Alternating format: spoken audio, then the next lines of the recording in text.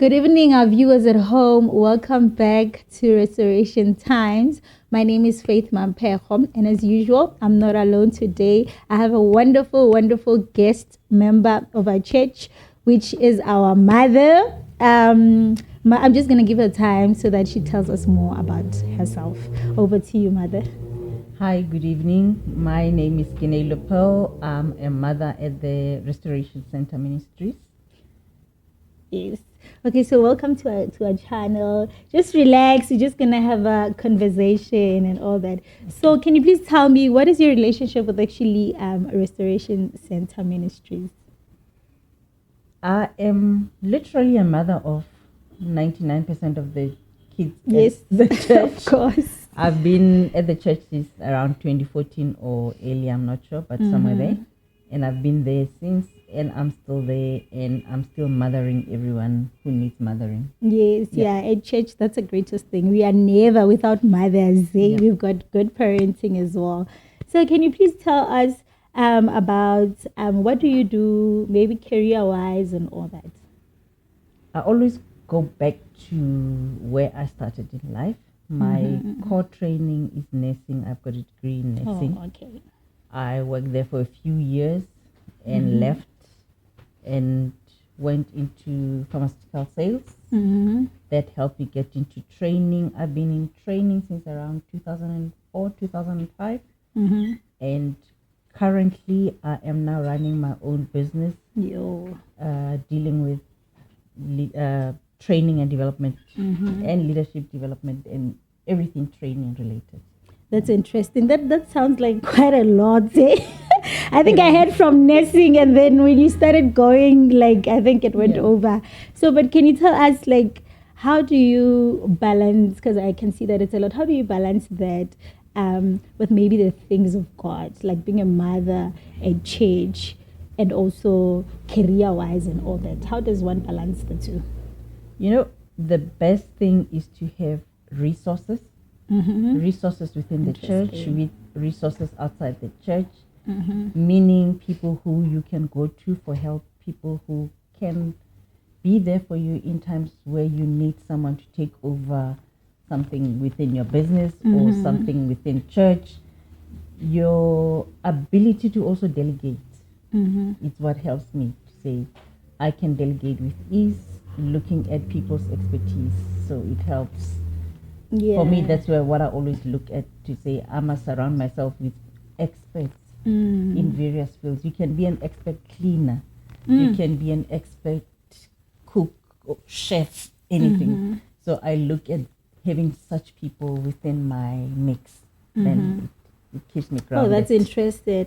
That's interesting, actually. But how does I think maybe if a young person wants to balance between the two, to say, you know what, I want to choose a career, and also I think because at a young age, mostly growing up, like I think also when we keep ourselves at church, to be away from other things, and also we don't get like that much time from people like you, maybe to say, you know what, yes, there is God, and also there is a career that you can actually work around the two, like at the same time.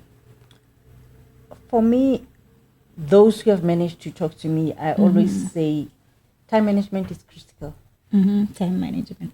From there, you look at, for example, for us, when we qualified after our matric, you either had to be a policeman, a nurse, a lawyer. You know, we didn't have all these. Yeah, and there's quite a lot now. Now There's you so have quite a lot to look Yeah. at. And having quite a lot to look at, I say, look at what are deemed to be critical and scarce skills in South Africa. Because critical and scarce skills are going to guide you into choosing your career. But before then, you did those when you were doing your grade 10. You had to choose your courses you had that to will choose. help you. Yeah. So from there, you have a core of what is it that you want to do. And I also say to people, when you look at a career, don't look at it placing you in one spot. Say a policeman, you are placed at the police station. Where else can you go with that career? Where can it take you to other types of businesses instead of just at the police station? Can it take you overseas? where you can earn better money than in South Africa, where you can earn in pounds, dirhams, everything. So where do you want to go with your career? How do you want to get there? You must have that mapped out regarding how are you going to get there. Because when you know how to get there, it's easier to now plan around it. And when you look at time for church and time for school, then you can have that nice balance to say, my church time is this, my school time is this. And even at church, who do I talk to who can help me with my career? Because don't ever think at church we forget about your career. We still look after your career. That is why we have programs at church that looks after your career, like Tuto. So don't just look at one area that's going to give you information. Look beyond that and talk to more people within church. Don't just talk to one person. You, like for example, the one thing that blows my mind is that at church we have someone who's an astrophysicist. And you'll ask me, what is an astrophysicist? Hey. We have someone with major brains within our church. But such a person is not utilized because we don't know him. It's a male, I don't know him myself, but it's not utilized. Some kids might be interested in that. It has to do with the astronomy and all this. But you need someone who you can talk to, then go to such a person. So find out about the people around you in church. What are their expertise? What are their skills? What is it that they're doing? Where are they working? Because if I need to go and shadow someone at work, who do I go to? Like this studio. There's something like this. I'm interested in media. Then I can speak to Tabo. I've seen him at church. So it's a kaleidoscope of things. You don't look at just one thing. Look at a lot of things. But church gives you a good grounding because you have good people who are God-fearing, who will help you. And that gives you the best base. If you can ask me, it gives you the best base. That's interesting. I think like it's really much interesting that we get to have people like you inside church, you know.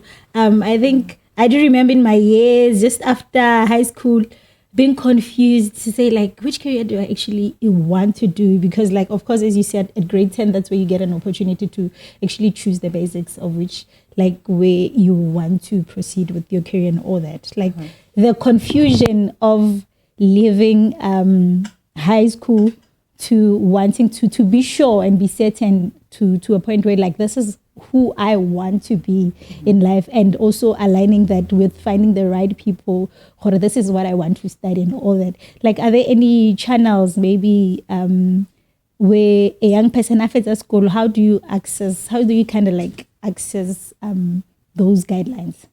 The best thing that we have now is this thing called smartphones. That smartphone has got a lot of information. Go into it. Go check the SETA, SETA, not SITA, SETA. They have information about careers. Any career that you're interested in, you type there on Google. It spews out a lot of information about the career that you're interested in. It even gives you a career path.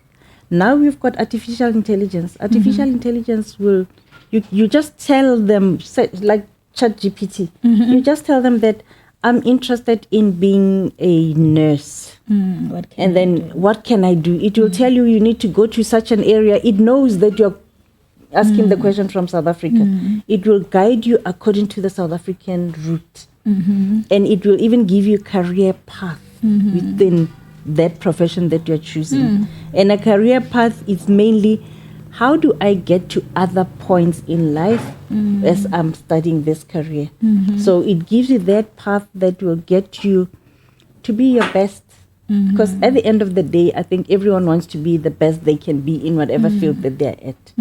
So if you want to be the best, use Google, use artificial intelligence. Department of Education in South Africa has got a lot of information. Like I said earlier, the CETAs have got a lot of information. At Restoration Center, we have Career Day. It will be around August. Come, join us. You'll get people who are coming with a lot of information. Every department within South African government has got careers. Go talk to the people there. Go to the human resources department. The human resources department is in every organization, government and private. So they will give you information. People are waiting to share. They are willing to share. But if you meet someone who doesn't want to share, it doesn't mean it's the end of the world. There'll always be someone who will share. Yeah. So if someone says, I don't have time, move to the next person. Or before you move to the next person, you ask that person that you don't have the time now. When is the best time for me to come to you? And then they give you the slot. Or they will say, listen, for the next 6 months, I'm busy. You know that you shouldn't go back to them. You move to the next person. So don't hone yourself on just speaking to person A. There's always person B, C, D to talk to. So always use all the means that is available. We have even smart TVs. Use that TV time to get that information instead of just watching the Nigerian movies. Go there and get extra information. So there's a wealth of information out there. People just need to go in and harvest. If you don't go in and harvest, it's not going to come to you. It's interesting. I think maybe speak of the importance of relationships within the career, maybe the mentorship, and also maybe volunteering like into what you've actually decided to say, this is what I want to do. Okay. I like when you talk about mentorship, because mentorship, you can when you're choosing a career, you can choose a mentor within that space, because that mentor will guide you within the space that you're choosing. And that is going to be your first, like the ground that is being covered to say, this is where you're going, this is what you need. And that person doesn't necessarily have to be within church. It can be anyone that, remember, a mentor is someone that you look up to. Yes. So it must be someone with that authority, someone with that standing, and someone with that knowledge. Don't choose me and you want me to guide you about the policeman. Being a police person, I know nothing about the police. So choose the right person. It's not because you like me, then you choose me. Choose the person with the right information. Then you are on the right path. Then they will coach you. Much as we talk mentorship, they will also do a bit of coaching there. In terms of even behaviors. Remember now, when you choose a career, we tell you about your behaviors. So you can't just go shouting out there. Yeah. Talk like a lady, walk like a gentleman, talk like a gentleman. We are, say for example, you want to be an air hostess. There's a special way that you have to be, walk, you talk. So you choose that person who's going to help you walk and be, have the right posture. Thanks for the English. So have that right posture. Then the relationships that you have at work. Now you are moving. I don't know. Am I correct? You've moved into the workplace to say relationships at work. Yes. Relationships at work. Firstly, that I always tell anyone, because I run a course on work readiness. So firstly, that I tell anyone, don't have a love relationship at work. Because that is career limiting. Okay, interesting. Because now, obviously, when you have a relationship at work, you'll be looking at someone senior or someone within the same level as you. If it's someone same level as you, he's going to stop you from being ambitious to go further. To go further. If it's someone just senior, there exactly. Together. They want, let's be here together, my love. You can't go further. If it's someone senior, they can be abusing their power when they have a relationship with you. They can either further your career or they can stop your career. The best relationship to have at work is to have a coach at work. Someone who you are working directly with your supervisor, so they will guide you to be the best person you can be, because now they are your supervisor. When I supervise you, I pull you so as you can be your best. Then you can choose again a mentor at work. They will pull you to be your best. So choose people who want you to be the best person you can be. And don't choose someone who's always saying, "Hi, when I'm married, watch your how. Hey, when are your hair?" That person doesn't have your best interest at heart. Choose someone who will say, oh, you look good today, my girl. Oh, you're wearing red socks. Red socks don't go with your hair, so don't wear red socks with your hair, but you look good. Now, when you listen to what I've just said, I said a positive thing, a negative, and a positive thing. Yeah. So look at someone who's talking to you like that, because that person is building you. I'm not leaving you with a negative thing. I'm leaving you with a positive statement. So look at people who talk to you like that. Even in your worst days at work, look at someone who say, hi, but you look good. In the meantime, you know that your hair doesn't look that great. But that person will tell you look good because they know they need to pick you up. So we go to work looking for a lot of things. But we must also remember that in a workplace, we have people who are hurt by others. And they might not be the best people to choose as your mentor. They might not be the best person to be your coach because they practice what they have learned during that process where they're being hurt. And should you see such a person, we are church people, we pray for them to say, God help them, let them be more positive. There's a lot of positivity that can come out of them, but based on whatever things that I don't know, God, please help them. So never forget to pray for your workstation, to pay for your organization. Yeah. And I'm not saying there's anything negative will happen or anything will be done to your workstation. But we pray for God's presence wherever we are. Because His presence is our guiding principle. We need it everywhere. Everywhere. Yeah. So that guiding principle that we have, we take it to work. You don't say, I'm at work, so I forget about it. You take it with you. So that helps with the relationships at work. That helps with life at work. Because we spend most of our time at work, so you need to do that. Yeah, that's What is true. important is that be on time at work. If you have been given something to do, do it. If you can't do it because you don't have the expertise, tell them that I can't do it. The truth. I can't. Yes. Acknowledge that you have given me this to do. I don't know how to do it. Please help me.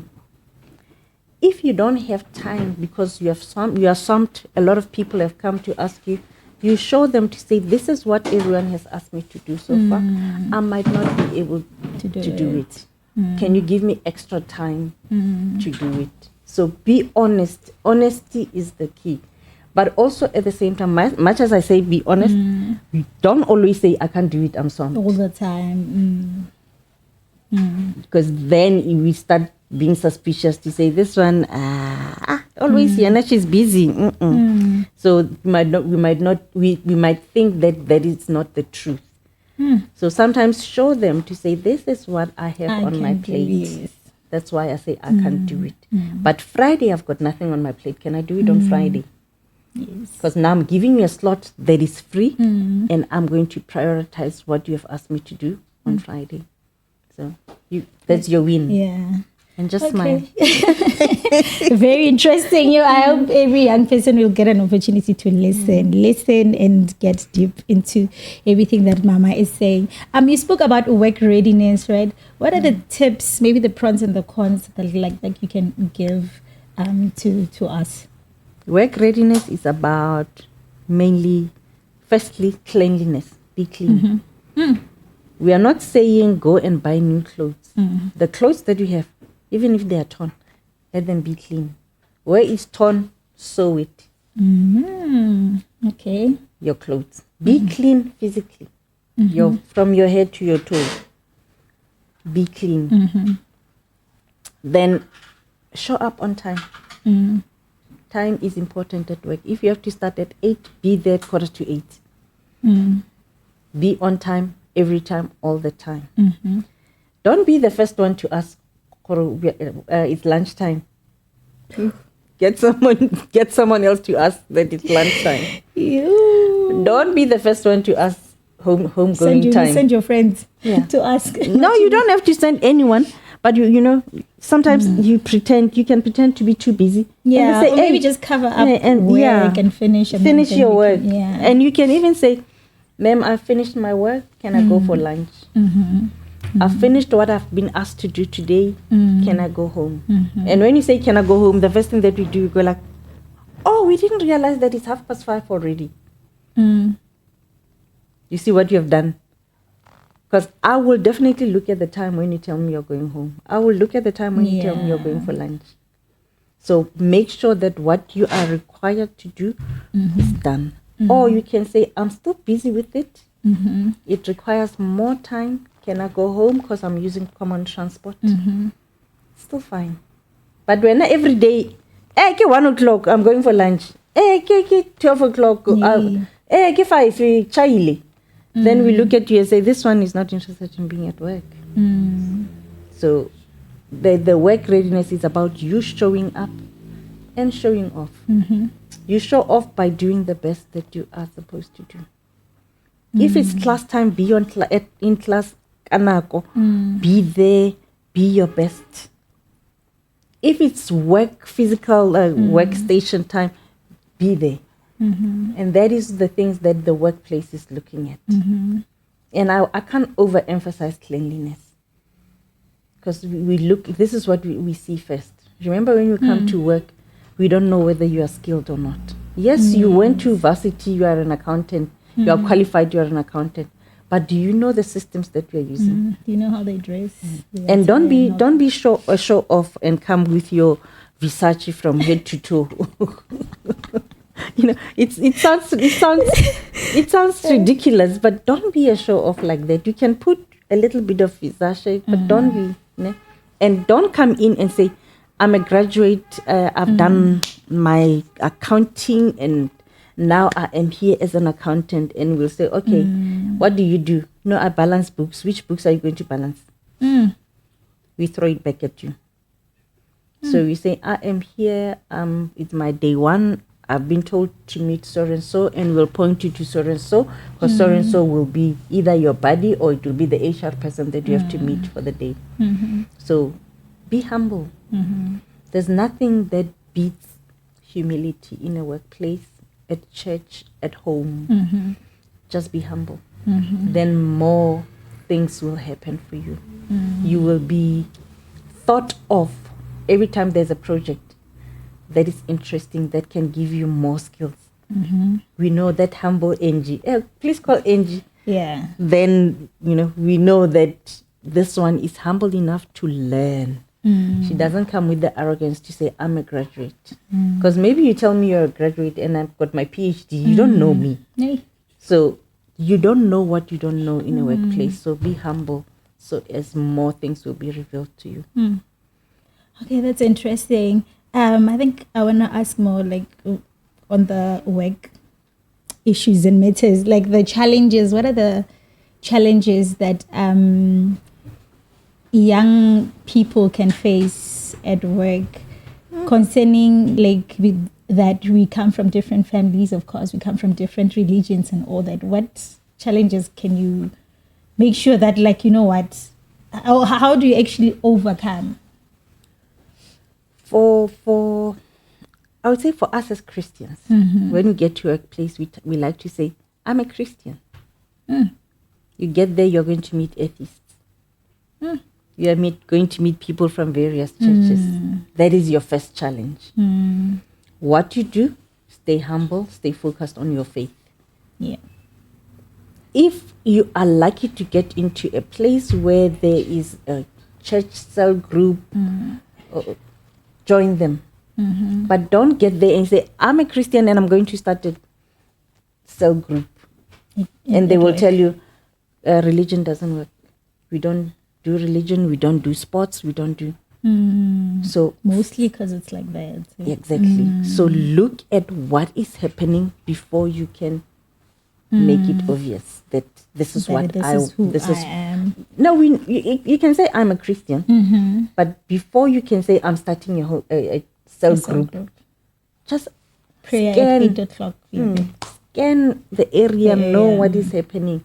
Learn about your work environment. Learn about the people that you are working with. Okay. Unfortunately, one of the things that we don't talk about at work, it's hate. You can get a lot of hate at work. And you'll be hated by people that don't even know you. I don't know where. And how do you overcome that? Pray. Because you can't make someone love you. They start by hating you. But how do you change that? You pray, you do your best at work, and you might find that that changes. Because someone doesn't like you because you look like my mother's ex, what. And then they don't like you. So don't take it personal. It's not about you.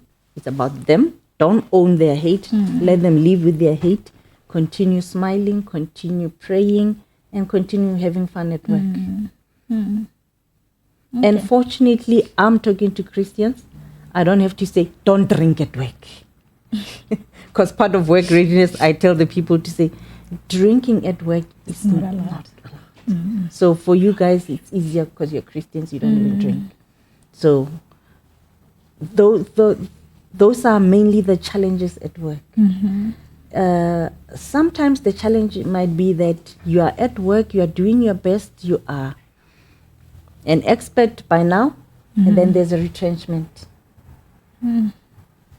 So check.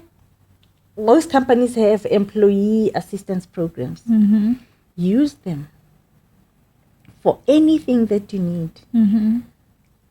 Because you've got psychologists, you've got social workers allocated to such space. So use them. They will help you to stay balanced. Our generation, my generation, we didn't use a lot of psychiatrists, psychologists, social workers, anything therapist. You go like, I'm not mad. I'm not crazy. But that's very healthy. For your generation, it's easier. You guys go for therapy for anything. It's fine. Use it because it helps you to stay centered. So I would say use that. I won't even say use Muruti. There's other avenues at church. Use them. Talk to the elders at church. Use them to help you to stay focused at work. Because 99% of the elders at work have been to work. At church, have been to work. So because they have been there, they have got experiences that can help you to be your best person. So never discount anyone's experience, because you might be going through what they have already gone through and they can help you get over it. So in a nutshell, talk about it, but find the right people to talk to. Yeah, that's true. Okay, quite interesting, guys. In the middle of our conversations, I just want to, before we could even close or go further, to ask you, what is purpose? Like, I hear there's a lot of kind of like, yeah, I found my purpose. Yeah, I'm still looking for my purpose. I'm in a journey of finding purpose and all that. And also, like, to say I found my purpose. Others maybe you say I found my purpose in Christ, or maybe my purpose in Christ has to be aligned with my career and all that. Like all that mix, Jay. I don't know how you're gonna put it, but just please, I know young people actually like are they onto like I think I found my purpose. I know what I'm doing. Like for instance, maybe I'm a doctor. I know maybe to link it with the things of God to say I know God has called me to heal people and all that. So, yeah. I would say a purpose is when you do something that you love, something that you understand, something that you are quite knowledgeable about, or something that even when you are not knowledgeable about, you are interested in knowing more, and it excites you. It keeps you awake at night. If you find that I'm a doctor, there's a new medication that I've heard about, I don't know about it, you're willing to research about it before the following day. It's things that keeps you excited, gives you that extra spring. I remember one person said to me, you need to stay in learning and development, because when you talk about training, you light up. And I won't lie, I've been there for over 20 years now, because that is what I feel that is my purpose. And my purpose, what I love is that I can apply it anywhere. I can apply it in any industry. In church, I apply it. At home, I apply it. My children are very happy, or I would say they're very lucky to have me, because I guide them very easily. But they don't always listen, but I guide them. Yeah. I've got kids at church who comes and talk to me. I guide them. But it's things that I love doing. And fortunately, it's something that pays me. I'm doing something that pays me. And it's something that I love doing. I love doing. I won't say I don't like anything about training. I'm at the point where I'm even liking the administration of training. I didn't like it at first, but now I love the administration of training. So it's a purpose is really what keeps you excited, what keeps you motivated, what keeps you focused. What is it that you love in such a way that we can ask you about it and you can talk about it without preparing? You know, you don't have to say, okay, give me 2 days to read about it and you can talk to me. You can talk to me about it and I can talk to you for hours. Say, for example, for myself, if you talk to me about skills development as a box, I can talk to you for 14 hours. Yeah. Because it excites me. I have a friend who's a doctor. She gets excited about medicine. Everything medicine excites her. And she takes it everywhere. And it takes her across the countries, across the borders of Africa. So it's things like that. What is it that excites you? The room that we're in at the moment is full of people who are living their purpose. And their purpose is taking them outside church. It's not just in church. They're doing it at church, but it's taking them outside church. They love it. I can't say they don't love it. They do. They're nodding. They are nodding. They agree. They do, of course. Okay, Mama, you're like, this topic is quite interesting. I think before we close, do you have anything in your heart that you feel that, hey, this one, I don't want to leave it out? Yeah, a young person has to hear it out there. Any advice that you have for us, like you can share it with us? Something that I've been dealing with lately is the people who don't have matric. Okay. Is to say to young people, even if you don't have matric, it's not the end of the world. There are courses from NQ level 2, 3, 4. By the time you get to level 4, you've got matric. That's equivalent to matric. If you've got level 2 and 3, if you have grade 11, for example, there are courses that you can do that are NQF 4 and you get matric. So it's not the end of the world not having matric, but it's what you do about it. Don't say, I do nothing. I don't have matric. I do nothing. Do something about it. Get something that will be NQF level 4, because without matric in South Africa now, you're not going anywhere. At the beginning of the year, I was recruiting people for a course, and it was NQF level 3 course. But what did we want? We only wanted people with matric. So if you didn't have matric, you couldn't come in. So matric is important, or NQF level 4 is important. After that, have a career, have a qualification, and whatever you get, be excited about it. Don't just choose what your mother or your father is choosing. It's choosing for you. Choose what you want and do it to your best of your ability. And where you can't, get help. You tell your parents, I love this, I can't do it, help me. Mama, help me, I can't do it. Who do I talk to? Mama, you know people in this area, help me. Or Mama, you know Mewakwalo next door, 4 houses away is doing this. Can you help me talk to them? So have a career, because having a career is what's going to give you money. We don't have trust funds. Because we don't have trust funds, what do we have? Education. So get that education that's going to help you create trust funds for your children. Because we have to get to that era where we get better as Africans. Unfortunately, I have to look at it that way. And I always say to people, look at your mother. Start with your grandmother. Your grandmother made sure that your mother's life is better than hers. Your mother is making sure that your life is better than hers. you must make sure that your children's life is better than yours. True. And that is how we create the trust fund. We can't have the money. Let's create it that way, generationally. Oh, thank you so much, Mama. That was interesting. To our viewers at home, please, after watching, do not be selfish.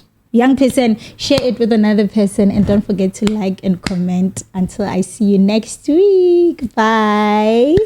Thank you.